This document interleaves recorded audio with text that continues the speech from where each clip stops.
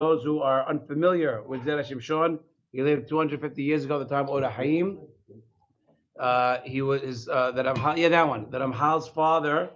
I'm sorry, that Ramchal's father-in-law was his rabbi. Just so you know, he had one son. He was a gadol ador. He had one son who passed away.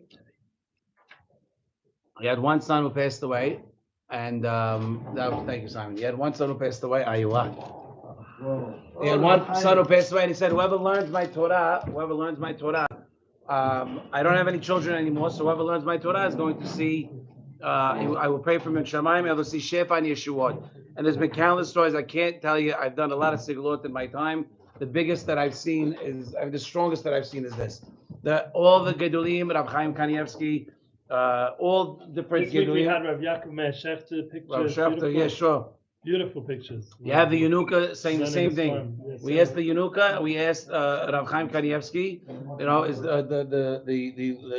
asking him what he believes about the Segula. He says yes, 100%. Rav Chaim, no. Allah Shalom passed away last year. The Yenuka, yes. Daddy went to him like a month ago. Yeah. And Rav Chaim Yenuka? No, two different rabbis. And he says 20 minutes. You have to learn for the Segula to kick in. You got to learn minimum 20 minutes.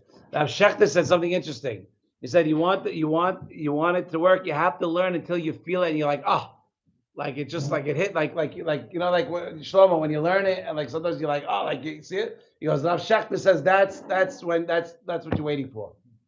Very interesting.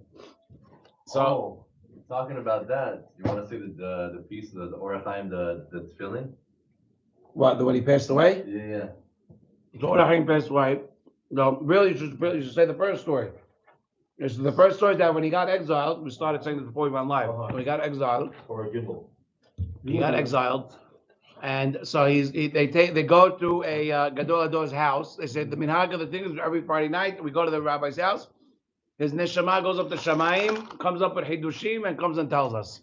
Okay, Gadol Ador. We don't know his name. I don't know his name, but I do know that who told the story over Rabbi Kassin. Right? Rabbi Kassin, who was told by his rabbi, was a big mikubal. I think his last name was Dweck. Okay, who all the way back to I forgot who, but for the Hida, I think he linked it all the way to the Hida. But we know this is Emet. We know the stories Emet. So he says so the Orach Chaim that Friday he goes to the field, or he goes to like the whatever, and he comes up with 42 Hidushim of Im Bechukotai Telechu, what it means. 42 different Hidushim corresponding to the Shem Membet. This Parshat Behar-Bechukotai. I'm turning 42 on Shabbos. Very nice. Very nice. Very nice. That's my birthday. No way. Yeah. 46. You can't keep getting your money. 46. Real tough one. That's a real tough one. After. Nice. So listen. So now, okay. Now he goes to this guy's house, and he goes there. We'll go to the rabbi's house. Then he goes up. He comes and says, he comes back down. He says, we're going to say 12 hidushim from the Orach Chaim that said with the reason of hidushim on im bechukotai telechu. So the Orach Chaim gets up and says, because he says Rabbi Chaim ben Atad. So he gets up and says Chaim ben Atad. Not Rabbi Chaim ben Atad. Imagine you're the Orach Chaim sitting there.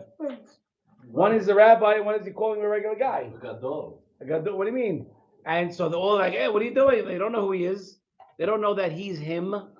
So they're yelling at him, and he goes like, "All right, whatever." Then they leave him alone. After lunch, Shabbat lunch, they do the same thing. Okay, everybody goes to the rabbi's house. The rabbi comes back and says another 14. No, 12. It was 12, not 14. 12 and 12. It was 14. Okay, fine. 14. I heard that he was going to give 12 or 14, and then he forgot some. And the Orach Chaim fills in, says, I remember the other ones. Okay, so I didn't hear that part. Fine. So anyway, so he says, we're going to say there's another 14 Hidushim from Rabbi Chaim ben Atad. And then he screams up and says, no, Chaim ben Atad. Because he's being humble. He doesn't want to hear a rabbi title before his name. He doesn't think he's a rabbi. Whatever. Better good. It's good. It's anava. You have to be humble. You have to be humble. So it has Seudah Shishit, the same exact thing happens. and now they get fed up. What do? They throw him in a closet and they lock the door. The Orah Hayim, they think he's some random guy who's disrespecting the rabbi.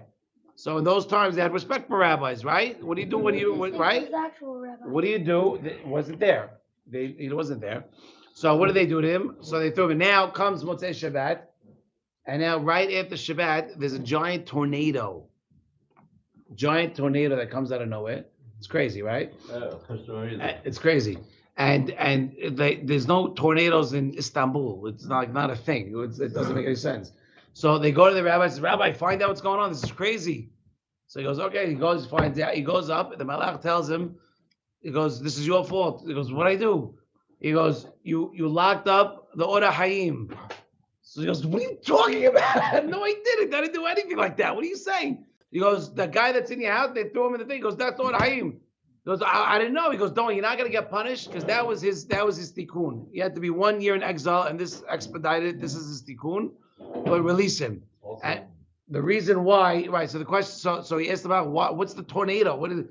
He goes, we know Gehinam is closed Motzei Shabbat. On Shabbat, sorry. When does it return? Motzei Shabbat. During that time, when the Orah Hayim would light the match for his Havdalah, that's when Gehinam would reopen.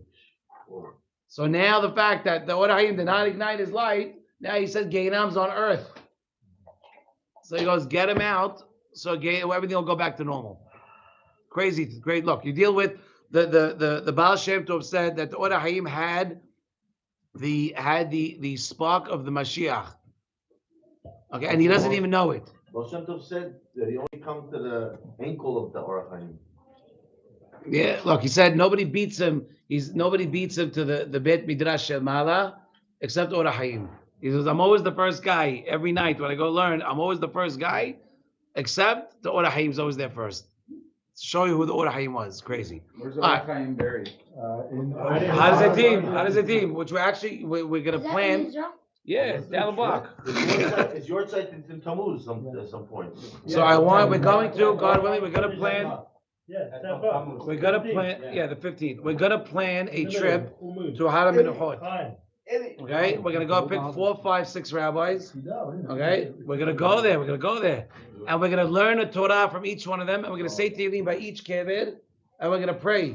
Right? That's a good trip. Har HaMenuchot, whatever. I got those Torahs from Yudi Reinitz, and we're gonna do it. Just so you know, by the one more thing before, one little tidbit before we go. They asked the what's his name? I forgot his name. Eibeshtitz, right? Rabbi Yonatan Eibeshtitz, right? So a priest came to him, and he said, "I heard that you could prove God from any word in the Torah." That's what he tells him.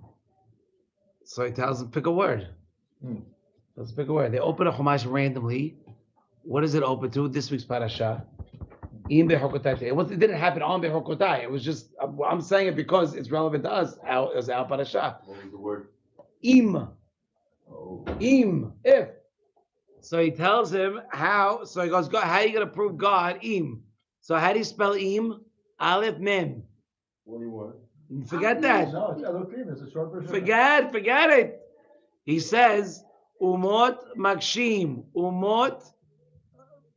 Makshim. Someone go, hold on, take this call. It's Palmer's, they have books for us. Answer the call. He goes, Umot Makshim. Umot Mevakshim. Aye Malchehem. Anachnu Meshivim Enenu Anu. Mitayrim. We're not afraid, right? It just keeps going. Aleph Mem, Abinu Makeru, Emet Makeru. Aval Malchehem Enu Melech. Ela Mamzer. Imo Miriam. Imo Miriam. You understand? What's the matter? You don't like that? Imo, your mother, you're a Mamzer. You're born out of wedlock. No, that I understood. Miriam, his mother was Miriam. It wasn't like some Mary. Right. Oh my God. So he says to the priest, Aleph Mem, on the spot like this. Wow. It's crazy. Wow. That's great. So don't do that. Okay. So now we're going to learn a special limud, by the way. There's Aaron Hayim ben Bila Hana, Panasha Sheva Bekarov Mamash. We have a whole long list. I want everybody to please take a chance, whoever can. Mordechai. somebody. Oh, wait, but the tefillin. Okay, but this is a Zera Shimshon class, not a Or HaChaim class. Yeah. But it's a beautiful class. They had a strong kesher, yeah? יש באמת עניין Yes, they did. What? יש באמת עניין בעולם החסידות שלומדים אור החיים בליל שישי. Oh, so you should where בחר המנוחות.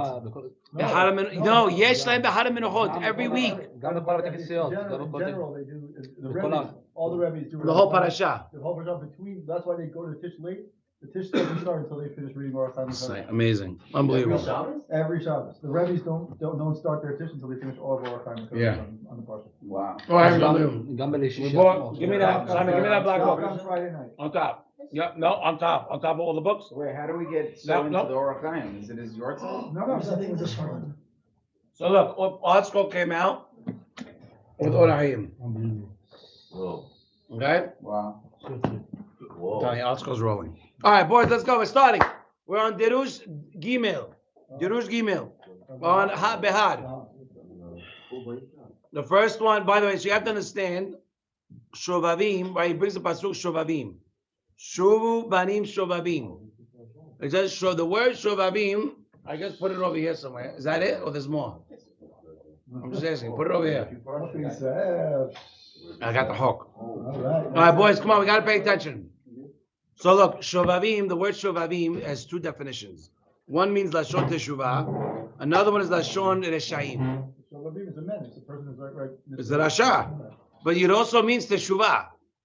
So he brings a pasuk, Shuvu banim Shovavim. Milat Shovavim, you can learn it by Teshuvah. What's up, boys? You can learn it as Teshuvah, and you can also learn it as Reshaim. Right? Uvechan lo yitachem, and you can't learn it here in the Lashon of Teshuvah. You can't say, return sons who already made Teshuvah, because it doesn't make sense. They already made Teshuvah. You understand? They already made Teshuvah. So what are you telling them? Return, right? Shim kevad hem shovavim. If they already made Teshuvah, ma sorech lo ma shuvu. What does it have to say? Bring them back for. And if you want to say that they're Reshaim, it's also hard to understand why would they pick a word like this? Just call them shuvu banim Reshaim. Where's chairs? No, we got chairs. There's chairs. No, he wants to be with his son. There's two chairs. Mike, come out. Come up. Okay, again, we're on Derush Gimel. I need everybody to follow. And give his son. We got water, seltzer. We'll have. Okay, so. Amen. Again, we have a pasuk. Shuvu banim shovavim. Shuvu banim shovavim means return wayward sons. But it could also be read, return sons that already made teshuvah, because the word shovavim has two definitions. So the question is, what does it mean? And if it can't mean shovavim, it can't mean the ones that made teshuvah already, because if it did, then why would you say return ones who made teshuvah already? You're trying to bring the ones back who didn't make teshuvah. Tell them they could return. So if they already made teshuvah, what are you telling them? And the second is the pasuk in Yeshaya that tells you that what? They tells you that they could be called, it's another lashon of Reshaim. If it's Reshaim, why are you giving a word that could be used as Reshaim or something else? Just use a word that's more direct. Say Reshaim, return Reshaim. You could still return. You have how many books of Musar, even Gemarot, that say that no matter where you are in life, you could always return. Look, we were on the Memtet, Shad Memtet in Mitzrayim, and we know that Hashem took us out right away, because if we were any further, then we would never survive. Hashem would never save us. So the fact that Hashem didn't take us out right now, B'yad Hazakah, shows that you're not on the 49th level. So wherever you are now means you can return. You see that? Okay, so that's the question. Why use the word Shovavim? What does the word Shovavim mean? We have a Gemara in Gitin. Now this is important to follow, okay? This is important to follow. How do you know that a Nochri could acquire another Nochri? Meaning, you could, back in the day, you could have slaves, right? They had slaves. Living in Israel, how do you know, where do you know that a Nochri could acquire a Nochri? Now, regarding slavery, you should know there's two different levels. There's one is Yadayim, owning his work of hand, and the second one is his goof, children. You understand? So there's the Goof children. goof means if he has a child, the child belongs to the owner. Doesn't goof mean? Goof means body. So everything you do with your body is part of you. You're part of me, no? Yeah. Let me make that very clear. Might not like it, but it's what it is. It is what it is, right? So what are you saying? So there's two different parts. So the first question, the first thing in my second gitin, right? Lamed Zayin Amud Bet. Minayin le'nochri shekoneh le'nochri le'maaseh yadav. How do you know that a nochri could acquire another nochri with the labor of his hands? Right? So he says the pasuk in Behar, v'gam mi benei atoshavim hagarim imachem mehem tiknu. That from the children of the toshav, what's a toshav? A toshav is someone that lives in Israel that's not a Jew, but he lives with us. He lives and follows the rules, but he lives with us. Toshav, So it's a regular person? regular, not Jewish, not Jewish living in Israel, not Jew living in Israel. Shabbos and whatever. He has rules that he has to follow. He has 7 Noachide laws. probably, Oh, huh? he's asleep? Ma? Moreach. Kimoreach, right? Toshav, right? So it says imachem mehem tiknu. From them you can acquire. That's the pasuk in Behar Parasha. So what does the Gemara says? Gemara says aten konim mehem. You can acquire from them, but they cannot acquire from you. You see from here that a goy a nochri can acquire another nochri, but a nochri cannot acquire a Jew. Again, from the wording of the pasuk, it says from them. Let's look in the English version. Let's look at who wants to read me the pasuk. Anybody? No, I want someone to explain the word, the pasuk. V'gam ibnei toshavim hagarim imachem mehem tiknu. What does tiknu mean? To acquire. What perek is this? We're on English Art Scroll. We're on page 669. Actually, 670. We turn the page. So it says, the pasuk says, and so from the children of the residents who live with you, right? From them, the pasuk says, from them may you acquire slaves. From them you could acquire. So the Gemara is explaining why does it say from them you can acquire to teach you. Yes, go ahead. It refers to children of Canaanite women who married a non-Canaanite idolater. Yeah, okay, fine, but they're still living in Israel. It's a non-Jews living in Israel. But an idolater specifically. Of a Canaanite Canaanite woman. woman who married a non-Canaanite idolater. So it's not a Noachide. No, it's not a Noach. It's not a Noach. It's a Geret Toshav. What we're learning, the question is, how do you know that a Nochri could acquire a Nochri regarding Masei Adav? Because you have a pasuk in Vayikra, in Behad, this pasuk that we just said, Gami b'nei atoshavim hagarim imachem mehem tiknu, that from the living with the strangers that are living with you, from them you could acquire. From them you could acquire. Atem, from them you could acquire. Velohem konim mikem, but they cannot acquire from you, which means they cannot purchase a Jewish slave. Okay? Velohem konim zelazeh, and they're not allowed to acquire each other. Legufo. Remember I said at the beginning, there's two ways to acquire a. You want to say like you pay a mortgage, you can pay interest in the beginning, or you can pay principal and interest. So you have Maaseh Yadav and you have Guf. Two different things. Maaseh Yadav means that he's my slave. Whatever I tell him to do, he does. But if he has a child, he has a family outside, it's not mine. I don't touch that. It's not mine. But Guf means that I get the whole thing, the whole package. So I could designate a wife if he's single. I could designate a wife, and all the produce of that junction marriage is union. Thank you. Is mine. That's gufo. But what happens in the Shemitah? Non-Jew. Oh, non-Jew. Non-Jew. And we're going to get to Shemitah in a minute. But it's important to understand this inyan. This inyan is explaining that how do you know you can acquire the work of their hand? Because of the pasuk in Behar. But the Gemara continues to explain Masei Adav, yes, Gufo lo. You cannot, a Nochri cannot acquire another Nochri. Gufo. Gufo, remember, is children. Anything that they produce would be yours.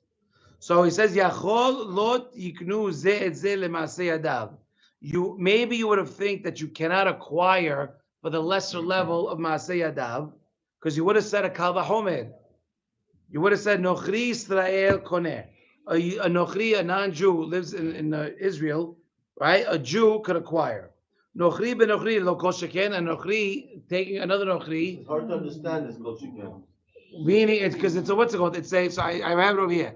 So the Gemara continues and says, you might think that likewise, you might be able to, you can't acquire somebody for their labor, but to counter this, you should say, you have a kal v'chomer.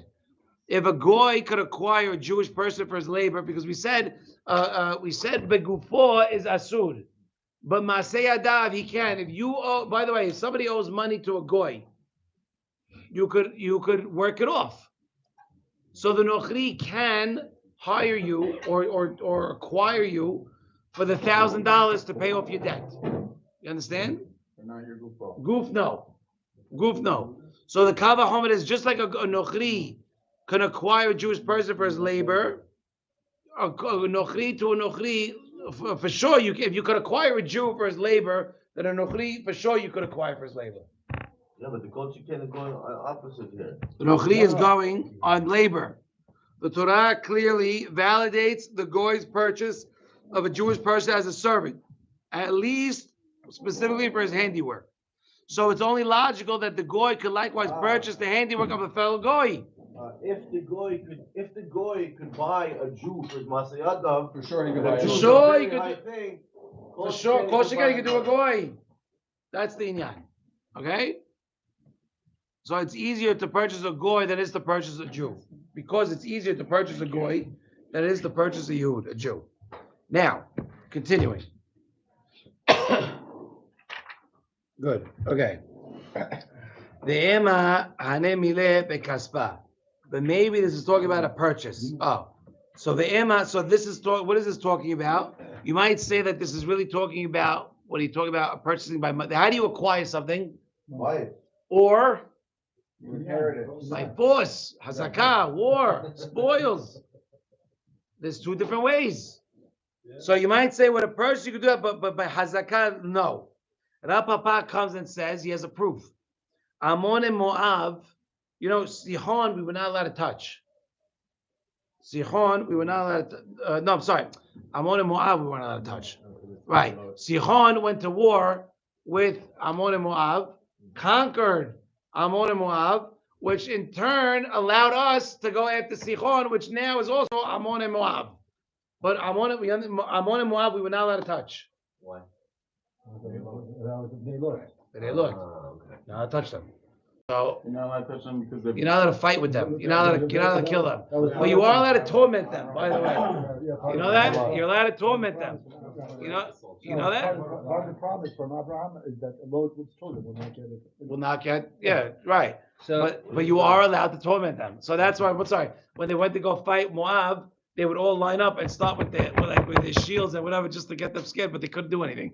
That was it. excuse my ignorance, but even if Zichon went into Ammon and Moab and took over the land, they're still Moabites. They're still Ammonites. But they're under Sihon But how- jurisdiction.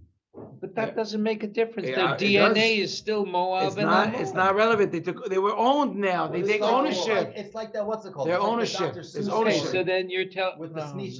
The sneeches on beaches, sorry. the star So if somebody, they're all if mixed we in were together, in, you know, you when don't we know were what's what. taken over and we were exiled to Babylon, we were purified. We're not Jews anymore. Them on ours. What? Yeah. Same It's idea. still Moab, but they don't have their own land anymore. They They don't have their own land. They're not their own identity. Yeah, so then they're mixed up. You don't know who's who. So They're not their own. He has a good point, but I'm telling you that's the fact. The fact is that But when then the same Sihon, thing happened when we were dispersed by the Oh, but the Assyrians. Jews didn't marry. That's why we're Jews, because we didn't No, marry into them. Sorry, when we were dispersed by the Assyrians, Yeah. okay, around the world, we lost our identity. We were interspersed with all of these other nations. No, we never lost it, otherwise we wouldn't be sitting here. okay. So bottom line is Sihon. Where you What? Because Oh, that's what you're referring to. אנחנו שמרו right על Torah mitzvot. So that's what I was gonna say. That's what I was gonna say. That Sihon and Og, right? So you have what do you have here? You have Ammon, Moab, and Sihon. Yeah. Sihon takes over. Okay. Moab. By the way, we know all the people that are around. They come and they go. The Greeks today are not the same Greeks as before. Midian היה. Midian also. They come and they go. Why? They get taken over. They still have lineage. They still have people offspring of them generate, but they're not associated with them. The bottom line is that once Sichon came and beat them in war, they were no longer they're not on their own anymore. They didn't maintain their identities. Right. Whether they did or they didn't, it gave us the okay. Because what are you going to say? I could go attack Sichon, but only these parts, but not that part. Once Sichon takes over the land of Moab, they took over the land. It's theirs. It's all mixed up already. What do you want? I can't touch you. Don't touch me, but I can touch you. No, it doesn't work that way. A war's a war. Okay, fine. So now we learned the proof that you could acquire. A Nochri could acquire another Nochri behazakah, with war. Now what about a Nochri and a Jew? How do we know? Nochri to a Jew, take him by hazakah. How do we know this? We have a pasuk, Vayish mimenu shevi. Well, we've seen it in history. Why? Because look at the Holocaust. What does that mean? What does that have to do? It means that they took us over and they made us not only our slaves, but they slaughtered us. So a non-Jew can, by force, take over a Jew. Not that can they physically do it? Could they legally do it? Like War crimes. Upper level legal. War crimes. Halacha is in place, and this is the halacha in the land, and it's Jewish Yeah, but sovereignty. the halacha doesn't apply to them. What do they get? We're talking certain. You live in a Jewish country that runs itself by the Torah. There are so a nochri could acquire a nochri with two ways, right? Be'masei adav, and we learned behazakah. We learned also that a nochri could take over a Jew, but we know he can take over a Jew be'yadav when he owes him money. How do we know he can take him over by Chazak? Shevi. What does Shevi mean? Captive. When a Canaani, right? Vayesh b'meru Shevi. It says in the Canaani captured a captive from the Jewish people. So it's saying that when it happens, he's explained that we have to go and do pidyon shivuim. We have to go do pidyon shivuim. It's our responsibility. It's our responsibility, which means that the nochri has the ability to do so. We could derive from what's presented in our parasha, right? The Canaani captured a captive from the Jewish people. The Torah calls the Bnei Israel, calls the Jewish victim a captive, implying that such an acquisition is valid. You understand that it's possible. This is the Gemara and Gitin. So should we review it? Again, Ari, I'm not going to bust your chops. It's fine. Just come and chill. So, we have a Gemara, we have a pasuk in Yirmiyah that says, Shu banim shovavim, right? Return, O weary sons, right? Question is, what does the word shovavim mean and why was it used? The word shovavim has two meanings, which I know your father already told you. First one means teshuvah. Second one means reshaim. And there's a pasuk in Yeshaya that it explains, calls shovavim, as the waywards, as the reshaim. If you're going to say that shovavim is referring to a person that's making teshuvah, then the pasuk is not necessary. Why do you need to tell me? Why do you need to tell me to make teshuvah for? Return in order to make teshuvah. Welcome. You understand? What do I need that for? You already returned. You don't have to say because you already made teshuvah. Amen. You already made teshuvah. If you talk about eshaim, why are you using the word shovavim? Just use the word eshaim. What's so hard? Why are you using the word shovavim if that's double meaning? If you're talking about the eshaim, why are you bouncing? Why are you using a word that doesn't mean just eshaim? It means more than one thing. There's a reason why he's using the word shovavim. In order to understand why, you have to go to Gemara and Gitin. The Gemara and Gitin says, how do you know a nochri is able to acquire a nochri b'maaseh yadav? And he brings a pasuk in the Gemara, v'gam ibn Yisrael toshavim hagirim imachem mikem tiknu. From them you can acquire, which means you can acquire from them, but they cannot acquire you. Okay, which means that they cannot acquire you, but they can acquire themselves, but they can't acquire you. You understand? It says atem konim, you can acquire from them, but they cannot acquire from you. But your work is they can't. Like you can work for a Christian Right. company. And what is it talking about? Gufo. Talking about body, physical body. And why is it talking about body? Because you might think that Maaseh Adav you can't use. Why? Because you will learn it as a Kal Vachomer. Just like a Nochri cannot acquire, just like a Yisrael could acquire a Nochri, a Goy, then Kal Vachomer or Nochri could acquire Nochri. Good or no? Yeah. Kind of, sort of. Just because. Let's read inside. It's a little complicated, but it's a point. You can get a non-Yisrael. They said that, you know, all the Jew things. If a Jewish person can work for a Christian company. Yeah. Just say Goy. Say Goy. Yeah. And of course, then a non-Jewish person could also work for the same company. The Goyim cannot acquire slaves from you. They cannot acquire a Jewish person. We're talking about slaves here, not necessarily employers, right? No, slaves, not employees. No, but you still have your own, like you have some level. So there's two different things. There's Masei Adav and there's Guf. Right. So look, the Goyim cannot acquire a Jewish slave. Why? It seems like you're saying they could. 1 second. Nor they can acquire each other as slaves. And what's this talking about? It's talking about Gufo. Okay, Gufo. And the Gemara clarifies it with what? Well, again, it was Gufo. That what? That because you might think that they cannot acquire one another from their labor, but you have a Kal Vachomer that says the Nochri, right, could acquire a Jewish person for his labor. So if a Goy could acquire a Jewish person for his labor, then Kal Vachomer, a Goy could acquire another Goy. Yeah, that makes sense. So far, okay, good. So again, you know right now, this is heavy goods. This is big boy stuff. We got it, but we go slow. I'm telling you, man, I'm sweating bullets here. What? All right. No, it's not. No, it's not. That is not. That's offensive. So now you might say that this all works well with money. Why? Because you just said a Goy can acquire a Jew. I mean, when it comes to his handiwork, why? Because if he owes money, you can't pay him. You okay? I'll work it off. You ever heard that? I don't have the money. We'll work in the kitchen, right?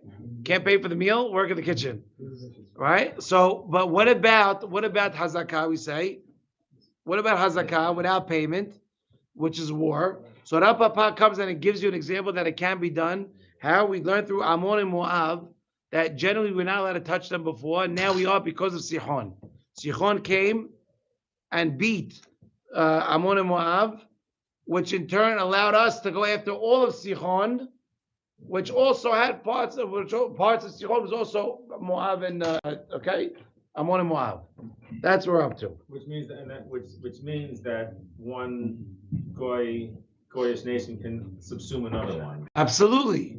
Absolutely. They can do whatever they want with each other, right? Just leave us alone. We bruise like a peach. That's the cloud, right? What? That's the premise. Goyim can do whatever they want with each other. Right, I guess. We're talking about the rights of the Jews to the state of Israel. No state of Israel. What state of Israel? We're talking about If we are ruling Israel, then yes, they are ger toshav. A ger toshav is someone that's living among you. Right. Like peacefully. Right. Not some guys over there that are trying to take over. Our neighbors over there, 5 minutes away, by the way. This is 250, 300 But it's bringing the Gemara and Gitin. This is 2,000 years old.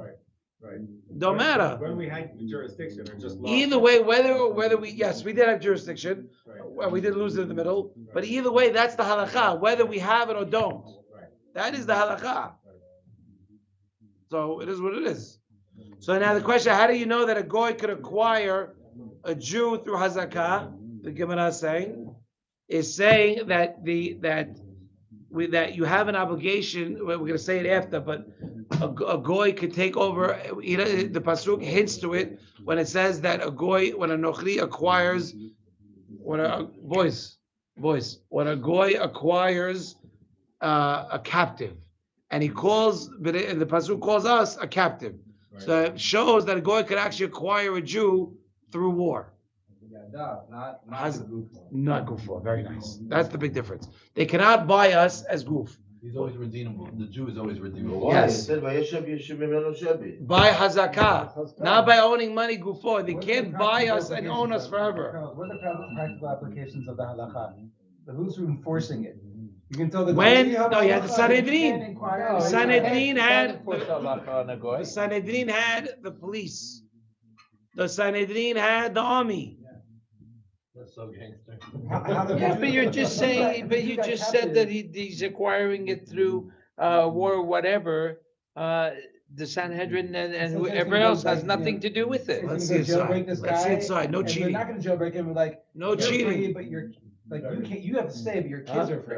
I'm trying to get there. It's I understand. you're getting good. The You're guy getting takes warmer. it- You're getting warmer. Charles, the guy takes over Bechoska, Vayeshev Shebi. He conquers the land. You tell him, no, you don't know my goal. Vegas, You don't know my let me goal. get there. You just know my Let me get there. Wait. I'll tell you the nafkamina. Give me 10 minutes. I'll tell you the nafkamina. We know that the Yetzer Hara is also called a nochri. Oh, where'd that come from? We also know the Yetzer Hara, the Satan himself, is called a nochri. Sharei, we have a pasuk in Tehillim, lo yeh becha el zar, velo tishtahave le'el nechar. And it says in the Gemara in Shabbat, Kov Hey Amud Bet, Rabbi Abin comes and says, who's the zar? Ve'ezeu el zar shehu begufo shel adam. Who is the zar that's inside the goof of Adam? Yetzer Hara. There it is. Yetzer Hara. The pasuk says, "Lo yebecha el zar," will not be in you. You will not be in you an el zar, a foreign god, and you will not bow down to a el nechad, a foreign god. And the Gemara says, who is this foreign god, the foreign ruler that's inside you? Lo yebecha, they will not be within you, physically within you. Who's that? Rabbi Abin, the Gemara says, Yetzer Hara. This pasuk is talking about the Yetzer Hara, therefore you know it's nochri. That's a big claim. No, what do you mean it's a big claim? And Zera that's a big Shimshon. 10. That's like, that's a big violation. I don't understand. What is to have it? Le'el nechad. Yetzer Hara is like a common thing that people struggle with. You sure? Yeah, I need some salsa. Let me get the Yeah. information over here. Go ahead, yeah. I'm saying again, Yoni. The Yetzer Hara is a thing that most people, except for the Tzaddik really, Everybody suffers from the Yetzer Hara. it's all right. To say that it's a foreign god puts it as like the number one thing. El nechad is not, no, is a foreign ruler. Let's see what it says. Foreign ruler it does not mean, what's it called? You can't even say it. God, right? There's one. Yeah, the whole point Well, truth is, it really translates here as a god here. But you're not bowing down, fine, but you're not bowing down in different. Because you have to realize that Avodah Zarah back in the day, first of all, was Bifeheres, yeah, number one.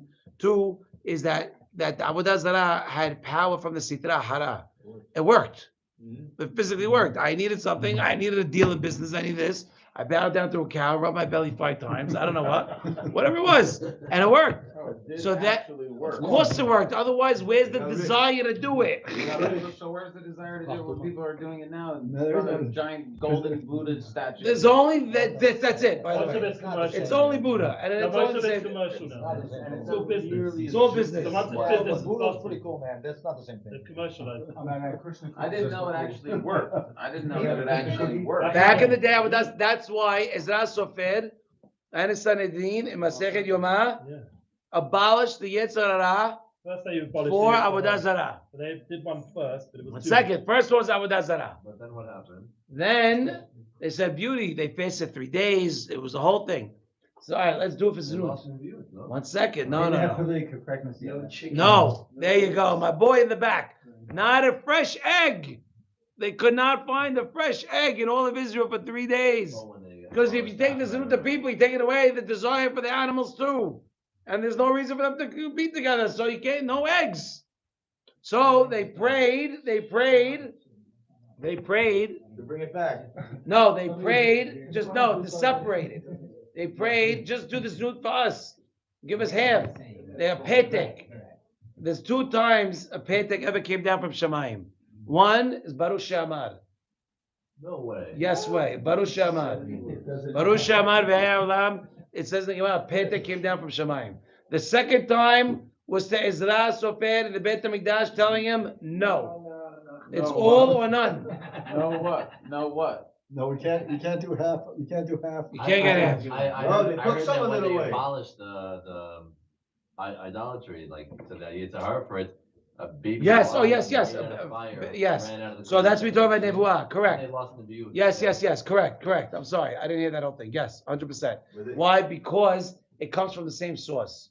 The desire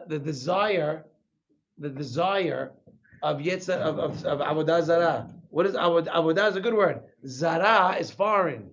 So you have Avodat Hashem and you have Avodat Zarah. So, but it comes from the same source, same pillar of fire. Passion is a good thing, but it also be a very, very bad thing. It all how you want to navigate. How do you want it? Which way you want to take it? Guns can be used to kill. Fire could keep you warm, or it could burn down the whole. Right. Good. Fire could keep you warm, Or the food one.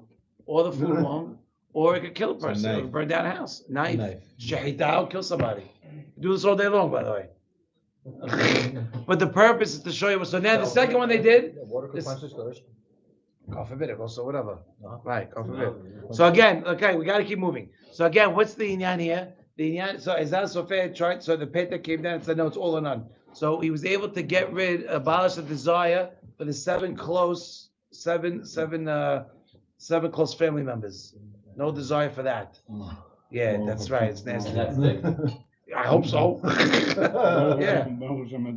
Oh, I thought you were talking about members of his family. No, general family. You have no desire for your seven Ah, members okay, of the family. okay. Okay, you're all disgusted, but you know, if I tell you bow down to a cow, you have a similar situation. Also, the ox wasn't supposed to be an ox, it was supposed to be a full-on bull.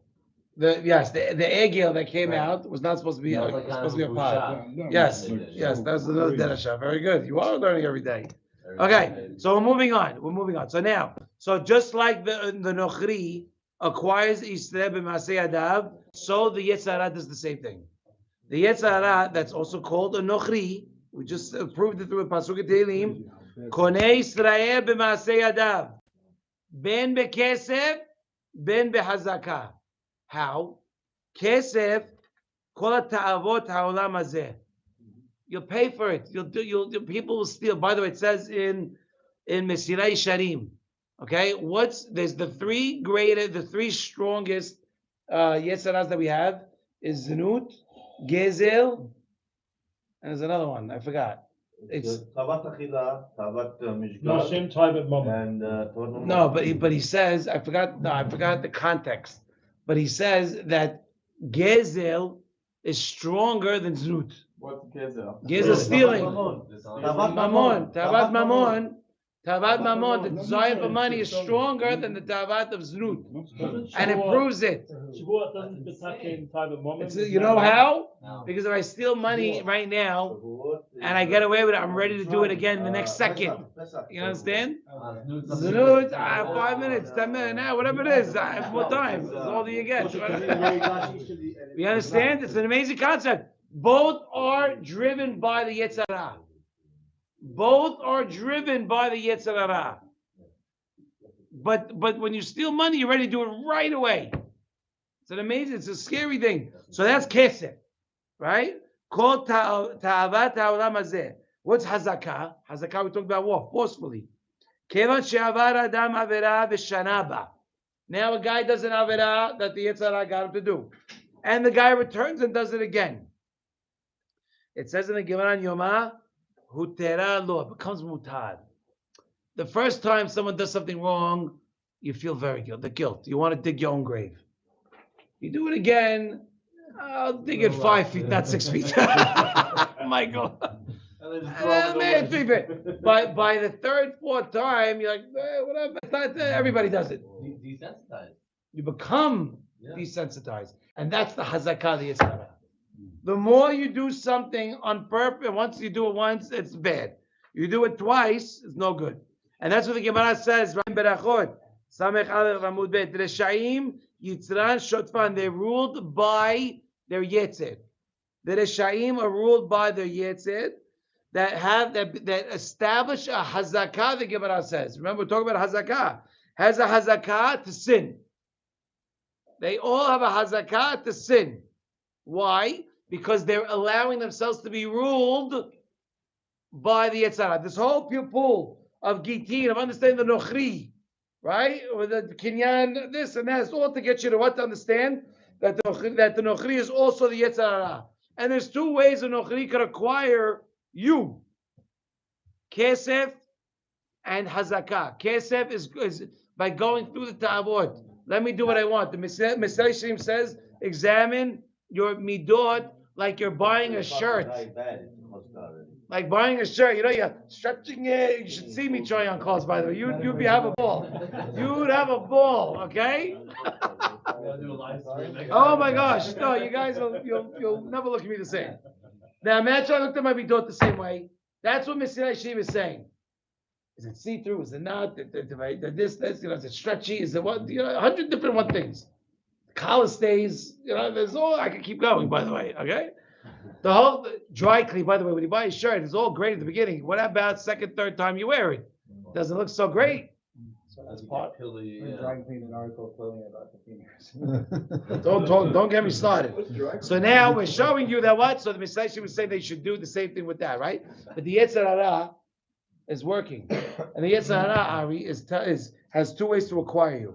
One way, you follow your Ta'avot, and it's right. The second way, that's the second way. He gets you to repeat it because you don't feel as bad anymore. You know if you feel bad when you're doing Avirah. Also, feeling down in the dumps, he wants to keep you there, and then once you're there, you're like, oh, I screwed up so much already. He wants you to be that I'll way. do it He again. wants you to be that Yeah, way. Exactly. He really wants you to be that way because you never. I'm going to tell you something. I'll tell you a personal story. Okay, I went through a very hard time in my business a long time ago.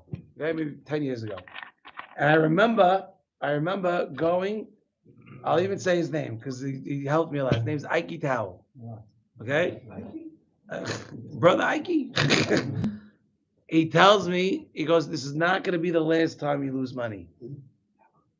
There's not going to be the last time that you're going to have a hard time in business. All right, whatever. But you're going to get through it. If he didn't tell that to me, I would have been stuck in the dumps. And I would have stayed there. And if you stay there, you're never going to get out because you don't want to get out of bed. You're just like, whatever, the whole world's done. But it's so fake. And it's all the Yetzer Hara. You don't get out of bed, it's even worse. Yeah, it's even worse because you put the tefillin on. No zechut. We live off our zechuyot. Do you do Rabbeinu Tam? Bezat Hashem soon. Bezat Hashem soon. Is that like Why are you asking me that? By the way, if someone does, I learned the halach. I just finished learning the halachot. I just learned from Yeah, one. good to say. I learned from a gadol yesterday. If anyone here does do that, like you're better off not to use them if you're gonna not keep on your Rashi until after the last Kaddish, and then you should do it. There's different opinions of what to wear. Yeah, there's different opinions regarding. I understand something. Your way is the only right way. Your way is the only right way. My way is the only right way. Can't be. We're all right. Can't be. Cannot be. Then take the Gemara and put in Genizah. What are you talking about? What do you? Too much. No, it's not. If you don't respect each other's opinions, then the Gemara. What is the Gemara? I'm sorry. Gemara is Kodesh Kodashim, and all the what's it called? No, because the Gemara would want me to say that.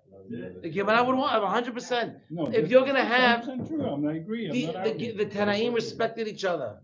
We have Sefirat Omer, we had the 24,000 because they didn't respect each other. It's interesting because Bnei Yissaschar says Rabbeinu Tam is so good during the Chodesh Aviyah. Bnei Yissaschar, it's a Serif Abaya of the way they organize the pashas. Do you know the difference between Rabbeinu Tam and Rashi? What is that? I know. Rashi is this and. Are you? So let's hear from. I don't want to. Don't cheat. I want to ask somebody. What is? Tell me. And then it changes at the end. It becomes Bayim Shema Shema. You have Vaydaber. Yeah, Kadesh Kiviyah. Vaydaber, then Vaya, because they want the what's supposed in the middle, the haze in the middle. And instead of the Shema being the last part, you have Vayam Shema first. So very good. And that's the Seder of the Shem Havaya as well. Yud K Vav K, or So- Yud K K Vav. That way, that one's, And this take the code other is one, Yud take K from the K other one. Vav, B'nai Yitzchak. I take that one, but then cover it, because that's for the Before second my shift, you have a, final kollel coming at 12. But it's okay, take, it's okay. Let's go through this. All right, I'm trying, I'm juggling here. Okay, again, so again, how does the Nochri, who's the Yetzer Hara, acquire you? It acquires you in two ways, right? One is Kesef, one's Hazakah. And the Reshaim, that the Yetzes are ruled by them, right? They're mehuzakim to sin. But the Nochri cannot acquire the Rasha begufo, only Maaseh Yadav.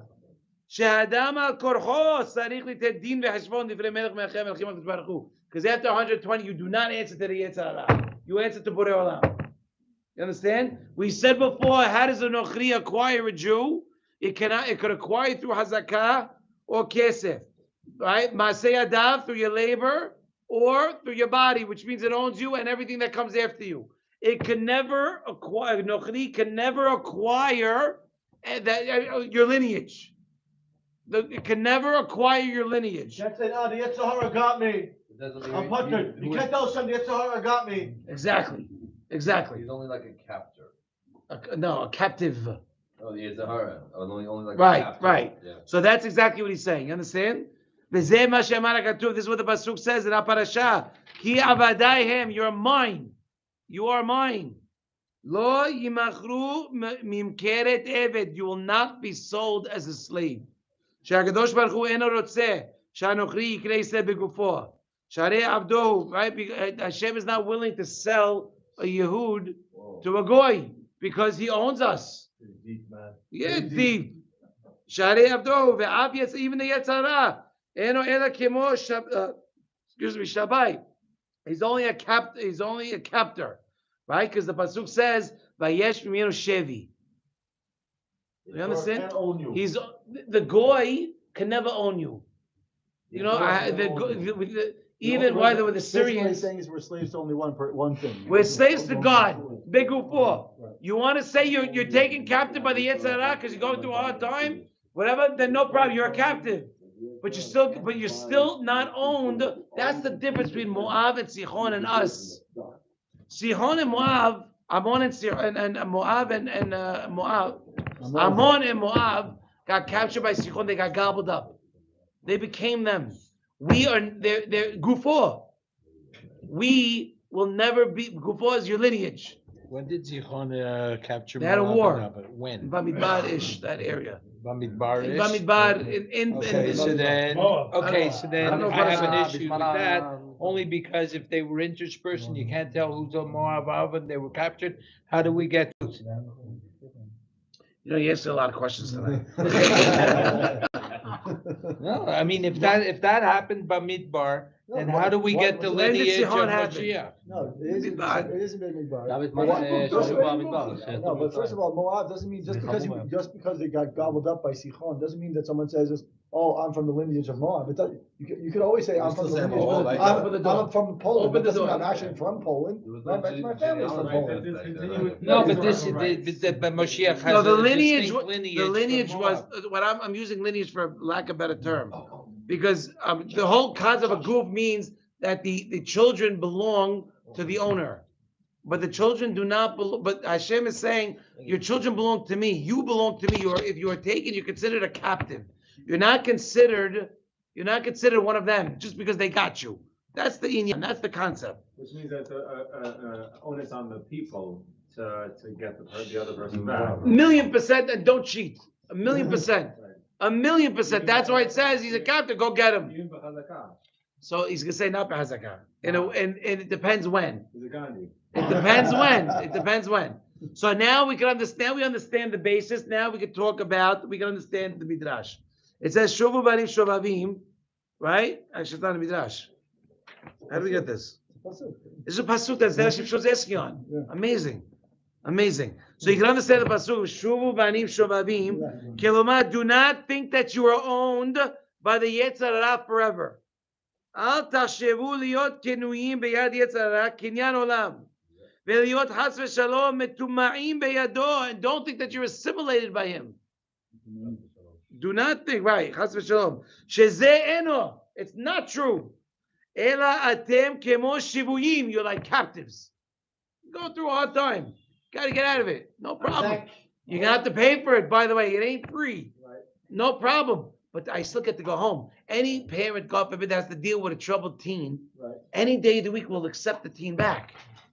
Not to say that there's going to be repercussions and this and that, but the home, you always go back to your mother's home. You can always come back home. You understand? Like all of the Jews in Teaneck, they go back. All the Jews where? Teaneck and Englewood. I don't want to see Teaneck online, but why Teaneck? 5 towns, the whole gut of Hell's Kitchen. They're all running into Hell's Kitchen. And running back home, not captive. I don't get that at all. What are you talking about? I don't understand. Well, you're saying they're shvuyim, they're captive. Yeah, so what's the 5 towns in Teaneck have to do with it? I mean, big cities in general, Jewish communities survive off of big cities, off of non-Jewish, let's just say. Okay. Big cities. There's a strong connection, even over here. There are a lot of people over here are able to survive and persist because of the dollar. 100%. You know, I heard a rabbi say, David Daniel Cohen, he said, the reason why American dollar is so strong, because on the dollar bill, you quoted another rabbi, in God we trust. I got another reason why. They're a great ally of Israel.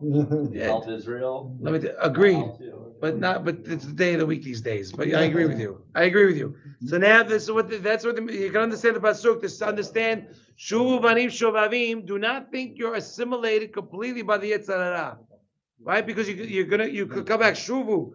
You're considered a captive, right? Now listen, it says hoshu na le'atzmechem, strengthen yourselves. Livdot atzmechem miyad soneh. Redeem yourself from the hand of the enemy. Why? Ki habali taher, a guy that wants to come and get better. Misayein oto. So they help him. You look for a little bit of. By the way, Doc, you tell the people we can't help you unless you want to help yourself, right? Yes or no? And if you help, but if they're willing to accept all the help. You can go like this for them, right? Same thing with Shamayim. We just want the Shamayim is just open the door a little. I'm basically a god. 500 people listening to this, and you're gonna come up my whole situation. God-like. No, you're not. Yes. If someone's like an addict, is because they say like once an addict, always an addict. Is your addiction for the Yetzer Hara? Always. Nothing, everything. Derech Hashem from the Ramchal explains that everything in this world there's God in it. There's the Shekinah in it. What is bad? What is evil? The absence. Okay, when you allow the Yetzer Hara to take over, if you didn't have a Yetzer Hara, even if you were taking drugs every day of your life, you'd stop like that, because every time a person does something wrong, that person is allowing the Yetzer Hara to strengthen within himself. And how do you know? Because no, I'm sorry. You're going to tell me your neshama would want to do anything bad? No, it's not that. It's the physical, application. Where does that come from? Where, give me the fundamentals. Where does it come from? Somebody didn't receive enough love when they were a kid. They're shooting heroin and they feel how many times, excuse me, how many times did somebody wrong you in your life and it did not mess you up? It's not plenty, right? I'm here now. The Yetzer Hara is still working on you even those times in order to mess you up. It's not the Yetzer Hara anymore. But the other stuff is just a low-hanging fruit. Biology. It's no longer. I'm thinking more biological. Not shown love as a child. It's because you physically need it. Your body needs it. You can stop it. It's just very. I don't understand where you're going. Say it again. No, you're talking about. And what? Our drugs are different. The person needs the heroin physically. That's the wrong. Forget physically a minute. You have everything bad that you want to do is coming from Yetzer Hara. That I completely understand. So that's it. So the physical, why does the body need it? Because you allowed the Yetzer Hara to be so strong within you to take it. Yeah, of course. So why do people go to hypnosis, right, for smoking? Because they want to trick their body that they don't need it. The Yetzer Hara, if you allow the Yetzer Hara to get bigger and bigger and bigger, it will do so. It will get bigger and bigger and bigger. Yeah. So the physical shock that the body gets because it's not getting its goods is because I allowed the Yetzer Hara to tell me, have it again, take it again, take it again, take it again. That's what happens. Got your health and wellness. Got your health and wellness. Up the street. Up the street, up the block.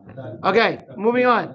And we have another thing. We have pasuk in Iyov that says, "Hen kol ele yifal el pa'amayim shalosh im gaved." All right, what does this pasuk mean? Hen kol ele yifal el pa'amayim shalosh im gavad. All right, this is definitely art school goods. Hold on. Was it Eo speaking or one of his terrible friends? Behold, Hashem does all these things 2 or 3 times with a man. The pasuk Iyov is talking. He says, "Do all these things." Pa'amayim shalosh im gaved. Does it happen to him? What does that mean? Bekasher mahu yif'al el. What is the intent of the pasuk? Says Hashem does, meaning the term yif'al implies an active doing. Yif'al is current. What is it talking about? Right? The Hachamim interpret the phrase Hashem does all these things as a reference to forgiveness. Presumably, Zera Shimshon is asking why the pasuk refers to forgiveness with a term that denotes an active involvement. Interesting. Not too much. That's too much. Meaning that the person that's asking for forgiveness is not just the one to forgive, but the one who asks for forgiveness. It sounds so. Let's see. I think it's gonna explain. Let's see what it. Let's ask the questions, and then we're gonna answer the answer. But you're right. The second question: Lama davka pa'amayim shalosh? Why 2 or 3 times? Right? Because of what it says in Gitin. I'm going back in here. Hold on. Boys, pay attention. But we're gonna start again. It says in Gitin and Gemara, "Hamocher atzmo ve'et banav legoy." If you have to sell yourself and your children to a goy to pay off the debt, and podino, you do not sell it, you do not redeem him, because he should. If you actively put the white flag up and say, "Okay, I'm willing to give up my mitzvot and be," he's not going to let you put the tefillin on.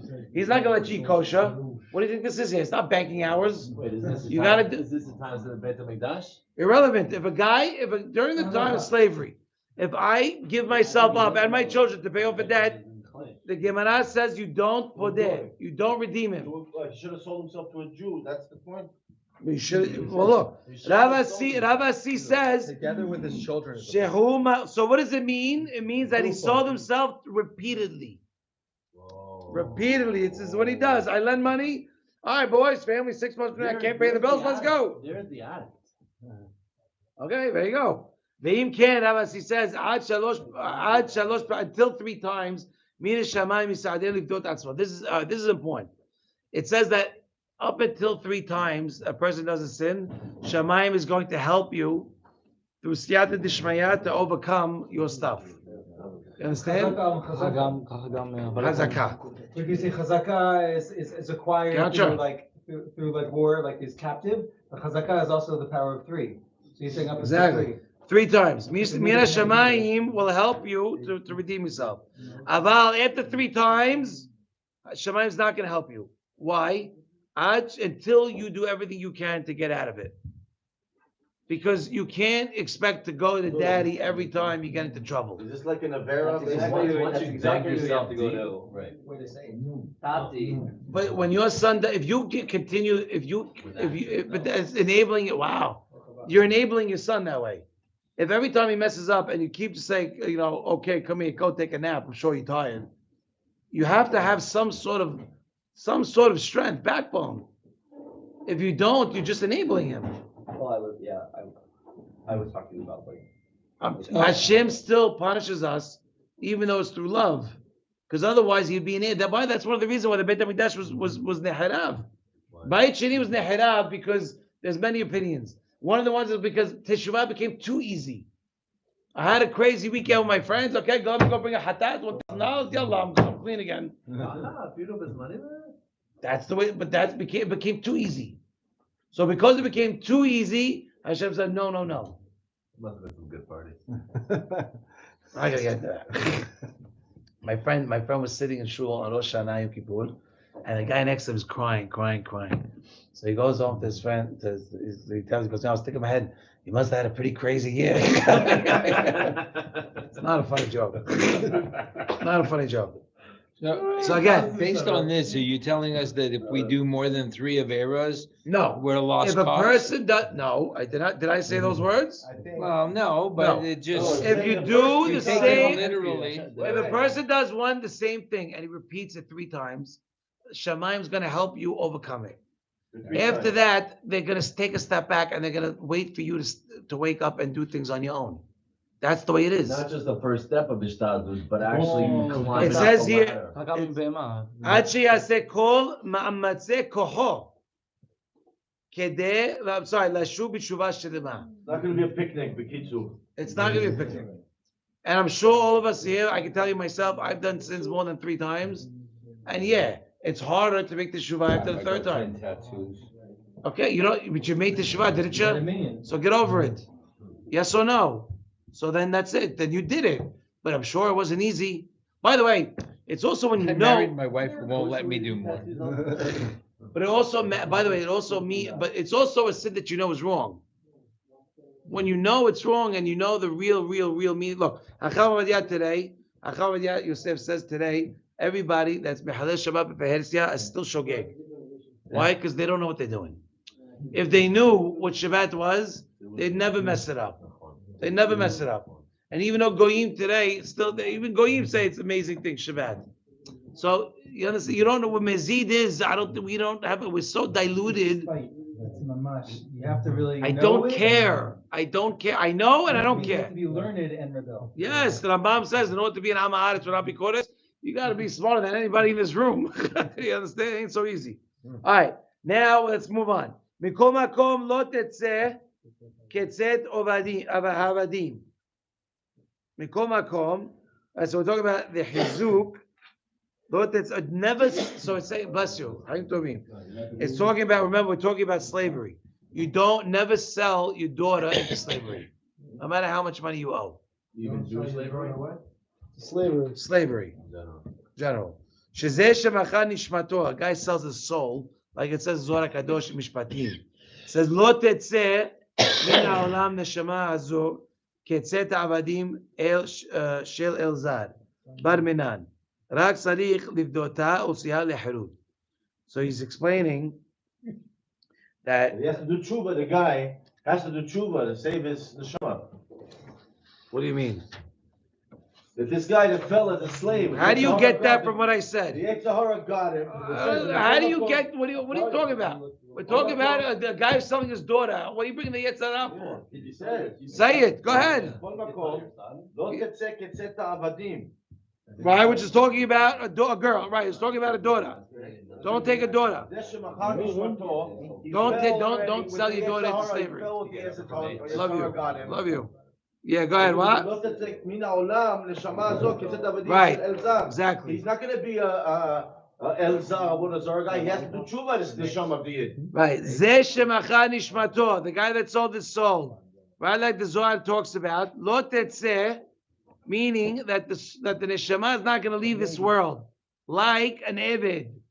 To what? An Elzar, a foreign god, like we talked about before, Bar Minan. Rather, sarich livdota, you have to redeem his neshama and release and send it into freedom through teshuvah. Through teshuvah, you understand? All these examples are showing you that you have to that you can't wallow in self-pity. But he's basically saying that all these things, these situations. That's the answer. He's saying that all these situations here are not necessarily directly literal meanings of avadim, but rather they're talking about the Yitzhara and our relationship with Neshama. Right, but not allowing yourself to not allowing the Yitzhara to take over you. Right. Not allowing the Yitzhara to take over you. And no matter where you are, it's not relevant. He's also making an analogous claim that being a yes. laborer, right. a laborer, and of course a laborer for you are a laborer. I'm sorry to interrupt. If your Yetzirah is taking over you, He's taking over you by in terms of labor. What you do, your actions. Right. So he's making that analogy, because obviously if you're. That's the whole derasha. You can still be a tzaddik and be a laborer, but he's saying that it's analogous to laboring for a non-Israeli or a non-Jew. Is analogous to being a sinner. That you're drawn forward towards this thing that you have no control over anymore. If you crossed over 3 times. Because if you allow it to, but don't allow it to take over you. Right. Meaning get out of slavery. Essentially. Just means the resistance is going to be harder. For sure. It's very hard to get out of labor. Slavery, yes. Get out. Once again, can you say that go once ahead. again? How does it say that you get out of a slavery? He's explained the whole concept. The first thing. How do avadim? He's explaining that there's 2 types of avadim. There's an eved by labor, and there's an eved of goof. Eved of labor means whatever my hands produce is yours.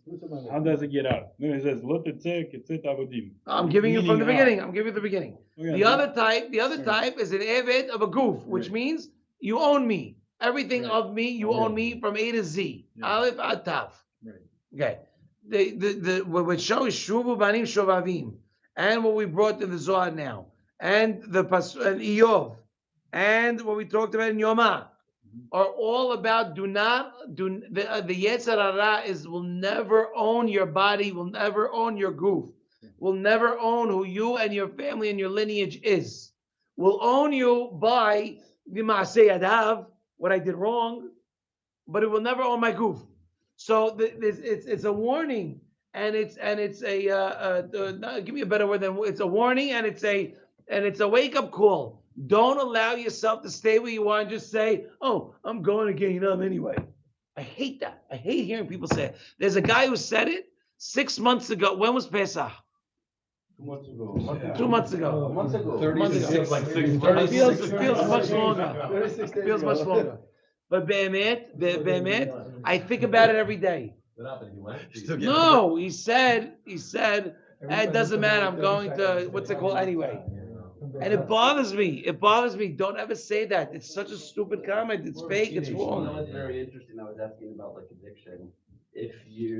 So once you're an addict, the only way to basically get over it, like as far as like the program goes, and I haven't been in the program yet, is that you have to go every single day. What? So the only way that an addiction program works, which is interesting, is like you have to go to meetings every day. So when you have to go to meetings every day, basically it's kind of like what it's saying. After 3 times, you're an addict, basically. Let's call it like that, because it says that it's just 3 times. Once you do something 3 times, it's a big, it's very difficult, right? So how do you get out of it? And what do they do? Which is interesting. Like they go in for their meetings, and one of the main things that they say, which is like unbelievable, that like this is works if you're working. It only like you have to bring God into the picture, and that's the only way to get past it. Oh, they say that. You have to go every. Oh yeah, it's one of the what is it? A higher power. The only way like for AA or all the work, yeah. Like one of the things is like you have to believe in a higher power. Really? Yeah, it's crazy. And what you have to do, and the amazing part is not just once a week, not once a month, every day you have to go to share. And that's the only way. You understand? You have the only way out is Torah. But it's funny because everyone's talking about like the Mogen Chetz, shield and arrow thing and the whole situation right now. And when I was in yeshiva and the Rosh Yeshivas and Rabbonim Tzaddikim, I remember hearing they said the same thing. That the Torah is the Mogen, is the shield. So the Gemara says. Right. Based on the Torah, but Torah mitzvot Magen. Right. Relevant like situations right now. Like Rashi said that yesterday. המהר"ל אומר שאין Rashi literally. רפואה לעיקר זה אסור. Right. Torah Tavlin. Torah Tavlin. I hope I have enough children for the Kollel guys. Chaim, check it out. Well, they say stories are I put a note on one of them that don't touch. I didn't sell bottomless, man. I saw, but I know. all right? Yeah, leave it open. What's up? All right, go make it a little water and give it a little stir. All right, fine, no problem. Salt and water. So again, so what are we saying here? We're explaining that's what it's saying. Saying that you have to realize you cannot assume that the Yetzer is going to take over you forever. There's no So such that's thing. when total despair sets in with that mindset. And then you're done. And you're done. And then, but that's the Yetzer Hara's Without plan. Major work. Yeah. However, Im Ra'a B'nei Adonai, Asher Lo Yada Ve'ovda. Now imagine, now the next part, by the way, the pasuk. What are you looking for? Which one? This one. Vayikra. Vayikra is. Hey. Chazak, we're about to finish it. Amazing. Here you go if you want. There you go. Yes. Oh, no, Mikra Gedol's right next to This you. is mine, bring it back to that. I'll give it right back. Oh, nice. That's the Rashi one. It's a good one. So the pasuk continues, by the way, if she's bad in the eyes of a master who didn't embrace or redeem her from the Yetzer Hara, Kiloma, what does that mean? Nechshevet Ra'a Be'enav. In his eyes, his neshama is considered bad because he already sinned so many times and fell on such a bad level, right? To the point that it seems impossible for the guy to get back up. Adonai here is Adonai is Hashem. No, it's the neshama. Adonai here is talking about your neshama. If you think you're so bad in the eyes of your Adonai that you're not going to be able, it's not talking about God. God's waiting for you. No, but she thinks if she thinks that she's bad in the eyes of Hashem, right? She shouldn't give. Right? Don't lo yosif chet lo pesha. Right? Yidabek b'mat lo sok ma'aseh shvil shebagad ba. Mishum she'im livno yadena. I think he's talking about God, but maybe It's not. It's talking about the neshama. Well, let's keep going. We'll see. Well, the master. No, Right, because you return, because it's all this dialogue between you and your neshama, your conscience. You're talking about self-reflection. If a person sees flaws in themselves, it's coming out in the pasuk that you see that your worker, you hate your work, your maidservant. That's right. Saying right. That's a reflection of a person internally. Oh, you're making me so anxious, but really you look internally into yourself like, why am I so anxious? He goes through all the psukim just to say how it's back and forth. Exactly. That's what it's. But it's a crazy thing because it's so natural. Right. We're going through these pesukim to show you the back and forth that everybody has. So if we take it full circle, the maidservant over here that he's Sone, he hates. No, the maidservant is you. Is himself. Sone is now my masim that made me become a hated person. I'm hated because of my masim. I hate myself because of my masim. I'm not only a maidservant who's doing everything to keep everything up, but everything I'm doing is treacherous and lecherous. Right. And I can't stand myself, but I can't stop myself from being myself. So look what it says. ונפל בהדיותה התחתונה עד שאין תקומה במפלתו, right? וחושב שעבד סברו ותאכלתו. And he thinks that he lost all hope and all aspiration. לעם נוכרי לא ימשול למוכרה בגדו בה, right? That's the Don't sell pasuk. yourself out, even if you go into the pits. Don't say that's it, I'm finished. And Right. Yush Bolam, this is En Yush. And he's exactly very good. And Yush says, Lord, do not add insult to injury. Don't say, you know what? I'm a gambler. Let me just burn the whole thing now. Right? Lo yosif het al pesha bezadon al resha. Lidabek beumot velasot k'maaseihem. Do not go and say I'm going to go join with the goyim now because I messed up and I did all these bad things. Don't do that because that's what the Yetz is going to tell you. Just give it all up. Let everything go. You know, it's like someone telling you, oh, 100,000. Might as well be $1 million. Like I ain't gonna pay it anyway. Doesn't matter. You know what I mean? So don't add on.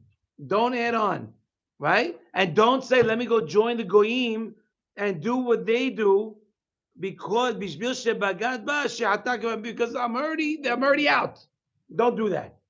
Even though you betrayed your neshama wherever you are now, doesn't mean the game's over, and doesn't mean you're out. That's what it's saying. It's emet. But you have to act on it. So own your work is part of it, because he's saying that the godlut of a person, the person's capacity for godlut, is also the ownership through which he works. No pain, no gain, man. You know it. You're a spit teacher for crying out loud. You know.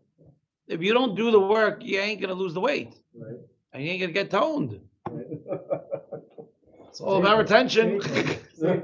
Huh? Say, coach. All right. Mishum she'im belibno yi'adena. Right? Because the daughter is designated. Kemishpat barot yasela. They have to respect her.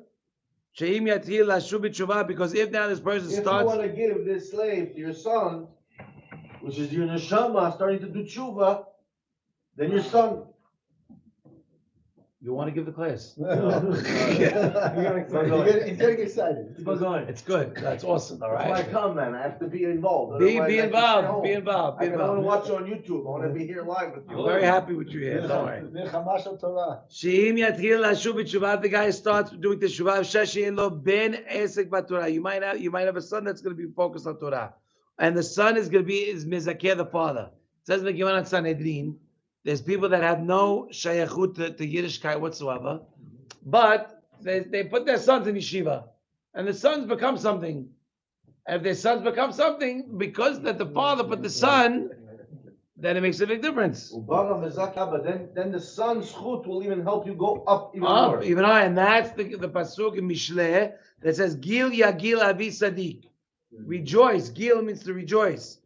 Gil Yagil Avi Sadiq. My father Sadiq, meaning what? Shelot Yeh Od Kemo Ama Ra Kemo Bat. I'm not going to be like a maid servant to the Yetzir, rather like a daughter.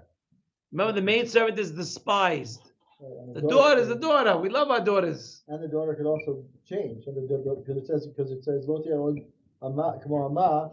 Because the Amma is when the Yetzirah is getting you. When you're getting out, you're the bat. You become the bat. When your neshama starts coming to the right way, you're the bat melech. Exactly. So the next part of the pasuk, Im aheret ikahlo, Im yashuv. This is talking about the neshama. The Im yashuv b'tshuva shelema. If your person comes back, and we've seen it happen. I've seen it twice in my life. I've seen twice in my life where I've seen people make the shuvah. They never. I just assumed they're tafel, gone. I'm not talking about they want drugs, nothing like that. Nothing like straight shooters. You know who else thought that? Who? Eliyahu Hanavi. No, Eliyahu said that they're not even doing Brit Milah. But I heard that's why he comes. So Hashem said, you're gonna show. You're gonna testify that every Jew. Yeah. Yeah. Right. Well, in people in general. I mean, there was a guy who was working back in New York, not Jewish, and he was working for an accounting firm, and he obviously felt like he was selling his soul to the devil for working for the man his whole life. And within a few months of working for the company, he announced to the group that he's going back to the fire. He's working on the fire force. He's going to go firefighter. He's a firefighter. He's going to start doing some real things in life. And I think that's an insult to everyone else in the room that didn't leave. Someone told me. You could do a lot more in the financial district, you know, but you know, certain things touch a person's soul more. Selling your soul, But how is that relevant to this? Well, because you can't be the despised daughter. You can't stay in finance if you hate finance. Right. You have to be true to yourself. Oh, with the fight the fires, the Yetzirah. Since that was not You connected. understand? Since that was not connected at all. You'll throw one in? Yeah, this is beautiful. Some very wealthy guy was telling me that he met this policeman, and like he works his job, and then besides that he does this other thing. And what's he do? So for the other thing, what is it? It's volunteer. Why? Because he said because my police job, which doesn't pay a ton of money, I'm sure, gives me, and he's not a Jewish guy, I make enough. I make what I need. So what do I do now? Instead of going and chasing more money, I go and do chesed. That's very nice. And this is, you know, and it's nice. My friend who's actually like very holy, learns a ton. He couldn't get it. That's beautiful. That was off topic. Yes, you were right. That's good. That's very good. I'm just messing with you. So, if you do teshuvah, if a person does teshuvah, and it's really important because the Yetzirah is going to make you feel guilty on purpose. It's easy. Huh? That's exactly his MO in English. That's his MO. What do you say? What does MO stand for? Modus operandi. That's what it stands for? Yeah. People in the street use MO. We don't know what that word means. We don't know what that means. I don't know how to spell that. So now the guy that does make the shuvah, the guy, listen, boys, we're almost done. Now look, the neshama that does make the shuvah, right? Yizaheh letaken al parishona. Do not just focus on your new life. You have to be metaken what you did in the previous life too. You know, people turn 30, 40, they wake up, they do the right thing. You can't forget about what happened in the past. You have to fix the first one. She'era kesuta ve'anota lo tigra. You have obligations to this girl, right? You have food, clothing, right? Ona, you do not diminish. She'era, food, right? Dehainu mezon hanefesh, right? Shehu tamut Torah masim tovim. You make the shuvah, you want to turn a new leaf, boys. You want to turn a new leaf? Beautiful. The only way around it, you got to feed it. How you feed it the right way? Torah mitzvot. How come that's going on the old neshama? I don't understand. You can't just forget about your old neshama. You can't forget. You want to be a good guy now. Okay? But I'm saying, why is he saying, I got a new neshama now, my bad part is an old neshama, and now I have to feed my old neshama and teach Torah to the old neshama. No, what he's saying is you produce the new neshama. Just because you have a new neshama doesn't mean that you should all of a sudden say is my old neshama is out the door. Meaning what you do is you take your new stuff and you feed the new one and you correct the old one. Remember the pasuk says, remember, you're forgetting something. We're going in the mantra of the pasuk. The next part of the pasuk is ima heret yikachlo. If he takes another, if he doesn't like this girl that I said I was going to take her, but I'm not going to take her now. I changed this. I'm taking another girl. So that's the new neshama that I like. But even though you still have an obligation to the old girl that you didn't like and you didn't want to be with her. Who said you're going to get a neshama when you do tshuva? What do you mean? What are you talking about? You're B'riyah Hadasha. Where are you? That's 101 about the Shuvah. Where's the old neshama? You are B'riyah Hadasha. You have a neshama yetera. You have a new neshama, fact of life. Where are you? What do you mean? That is like the first thing they tell you in Baal Teshuvah school. The same neshama. It's the not. Same neshama. It's not. You have till then. I'll go till then. It's the same exact neshama. What's the word? I said over the Hosh Hamid Maaseh Bereshit. But it's the same neshama. It's new. Building them up. No, you're not. It says in the Gemara. All the time. It's constantly new. I'll tell you where it says. Hold on, because I remember learning it here. It says in the Gemara. Aleph. Hold on. That you teach a person Torah. It's like you made him. Why? Because he's a new person, and you caused that to happen. You are not the same person you were yesterday. It's both. Or 5 years ago. It is both. You're also a new person, and you're also the old. That's exactly what it's saying. You still have an obligation to your previous lifestyle. You have ona, you have food, you have the clothing. What does that mean? You have a midnight snack every night, then just because you have a no, but these are metaphors. What does it mean? Right. Food. Right. The food is you still have to learn Talmud Torah Masim Tovim. Clothes kesuta is a levush mitlabesh bo ha'adam. That's the Zohar. The Zohar in Parashat Noach. Parashat Noach besod halukah derabanan. So it basically is explaining. Everyone has. I don't know how to explain it. Yeah, but no, it's the first one. The second. No, the first one is Talmud Torah Masim Tovim. Right. Second one is you have like an od makif around you. You have a. It's called a malbush. A beged. The beged. Surrounding light. Yeah, surrounding light. So hold on. So the clothing is a spiritual garment which man clothes himself.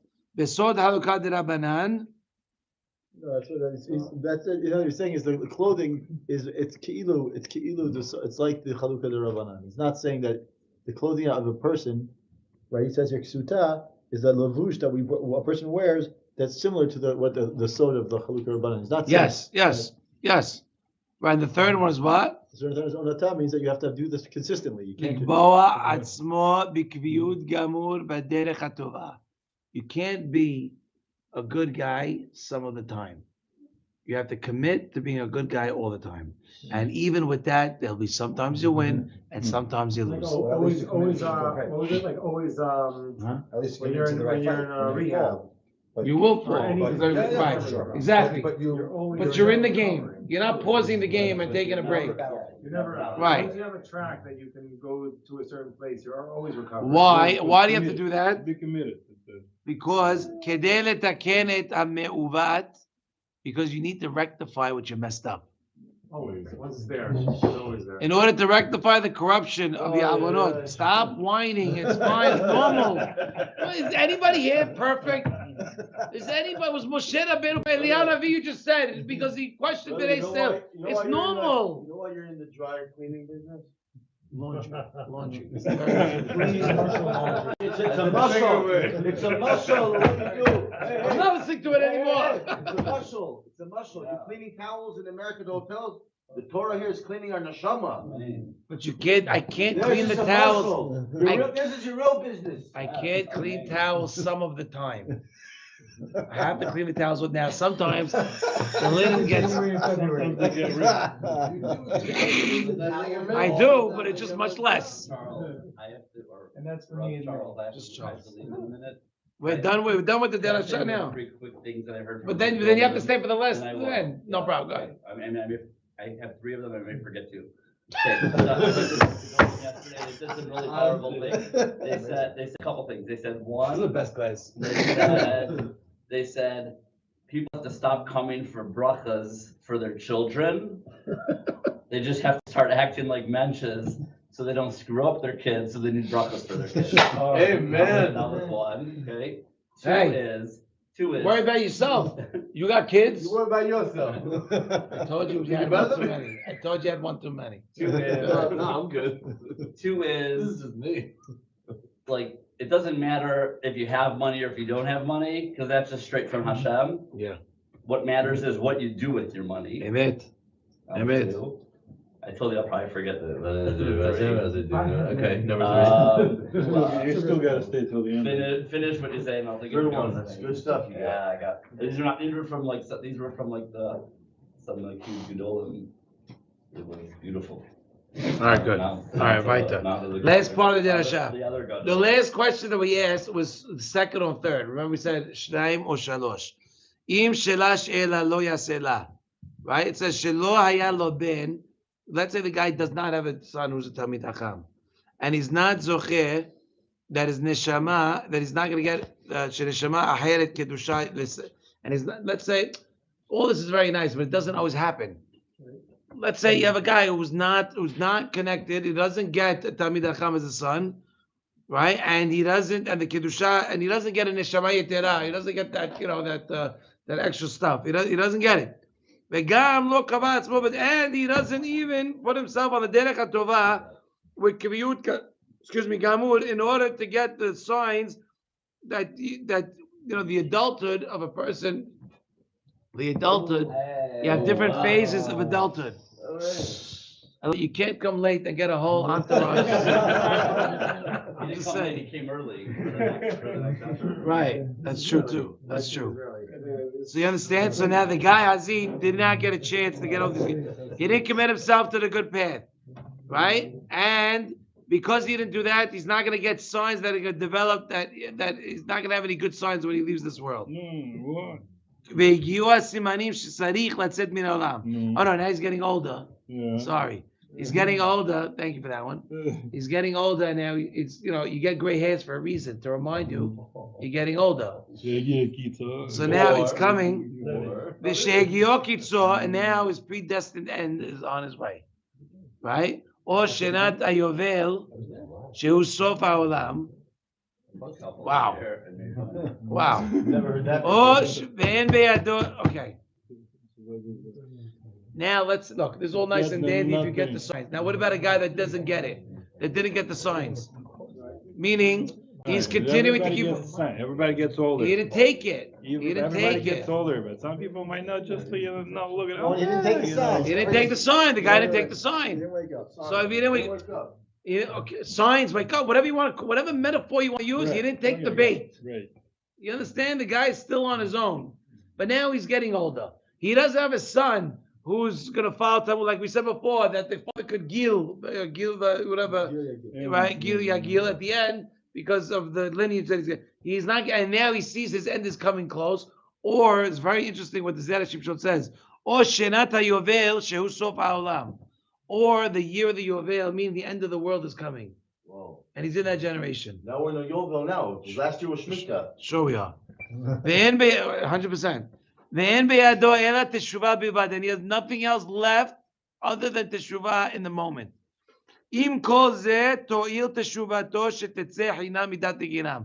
If he repents in the last minute, he will at least be able to facilitate his own neshama that he should not receive the fires of Gehinam. But if he does tshuva, didn't he do the whole thing? No, the point is that the level of tshuva. Chinam of Right, the Gehinam. level of tshuva, the amount of tshuva that he did. Chinam midin Gehinam. He's going to be free of charge. He doesn't have to go through Gehinam. He's not going to go through Gehinam. Yes, Koneh Olamo Beregel. Exactly. Exactly. Oh, by the way, this is creepy. Right, there's no. The exception, the difference is there's no. Yeah. The only thing is not there's an inyan in the Zohar that says that you're gonna get 400 worlds in Olam Haba. So the guy that makes the shva at the end of the end. Kisufa. How is kisufa in English? Desire? No, it's yearning. Yes, desired, yearning, whatever that means. 400. And that's what it means. V'zeus v'yatzah hinam en kasef. This is the end of the pasuk that she's going to leave free without charge, without any kesef. The word kesef, payment over here, is also can mean desire. Right, desire. So what do you learn? So a few things. Let's summarize because it's a very complicated derasha. It's very complicated, but we went through a few things. The first thing, shuvu banim shuvavim. We wanted to understand why to use the word shuvavim, boys. Why do we use the word Shovavim? To explain that Yetzirah, we connected it with the Nochri, that a goof of a Jew can never be acquired from a Nochri. And the Shuva Banim Shovavim is coming to remind you that you're never going to be acquired by a Goy. No matter who you are, where you are, or how bad things come, you're still a Jew. Yetzirah can never get you. Maybe that's why he put the Parshat Shuvah, the Yanei Shuvah here. I never understood why he put it in the Nechuvah in the middle of Vayikra. It's not logical. Maybe you put like it says separate. Maybe he puts it here to like explain the Shuvu Banim. That's a good question.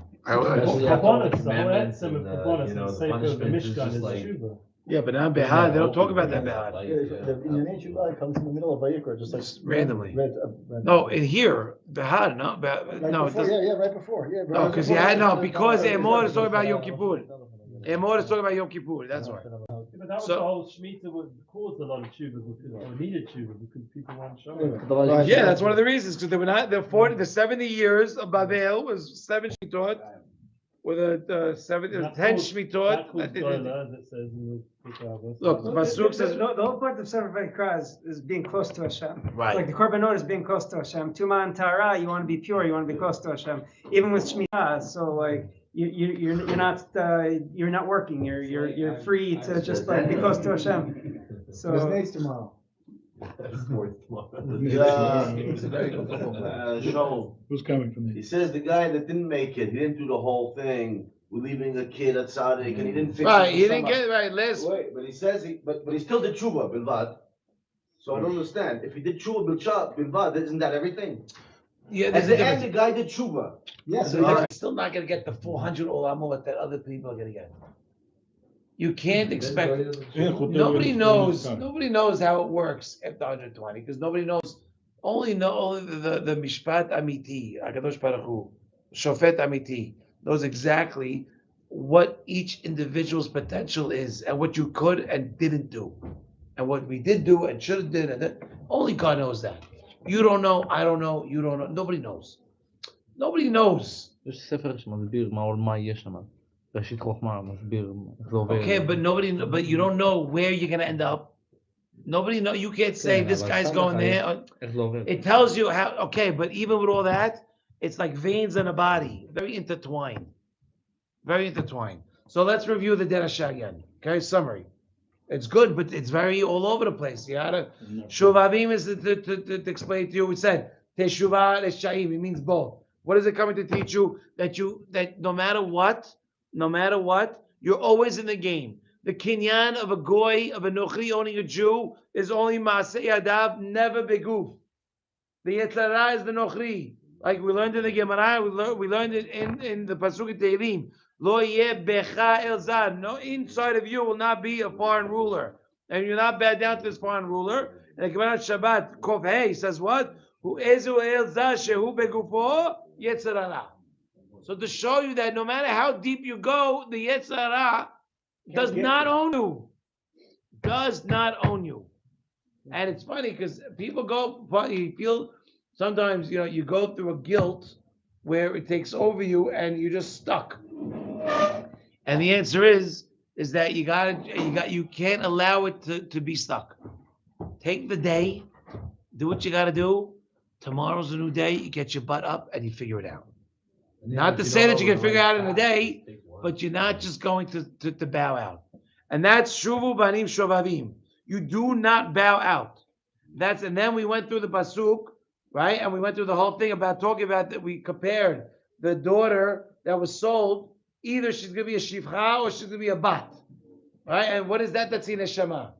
That your neshama, that even the neshama that you're getting, neshama yetara, if the guy wants to select the other girl, not you, he's still obligated to pay you, to clothe you, and to give you ona once a week, twice a week, whatever it may be. It's a hayuv. Ona is relations, man and wife. It's the obligation of the man for the wife. Nothing to do with the wife of the man. But he's another girl, he's supposed to still be with the first one? If he's married, yeah. He has obligations. Second wife, you're saying? Even the first wife. The obligation goes for the first and second. Same time. Yeah. Okay. He still has an obligation. If he doesn't like senua, he hates this one. But I like the other one. That's the main one. He still has not to the other one. Still has to give her kesef. Still has to give her kisui, clothing. So what does that mean? That you still have to learn Torah. You still have to rectify what you did in your previous lifetime. You still have to think about what you've done in previous lifetime, have harata and regret and fulfill you and do all these things. And then we finish by saying, what about a guy who in the 11th hour figures it out? He still gets, right? But he ain't gonna get the 400 worlds or anything. But I give a berachat to everybody here today that all came to us. You just passed the bill, but it's not like $200, you know? Right. You forgot your $200 by Monopoly. Let the bracha. Yeah, really, by the way, I was in the... that we should all see the tikkunim that we all have to do through the limud of Zera Shimshon. And we should all be able to be koneh 400 olamot. Amen. Olam hazeh and olam haba. Baruch Adonai olam. Amen. Amen. Yehane v'kasher amen. Asar kadosh baruch hu zakon. Who has Kaddish? I remember number 3, but we can do Kaddish first. Who's eligible to say I'm Kaddish? eligible for my uncle. You got a thing? Oh, yeah. No, boys.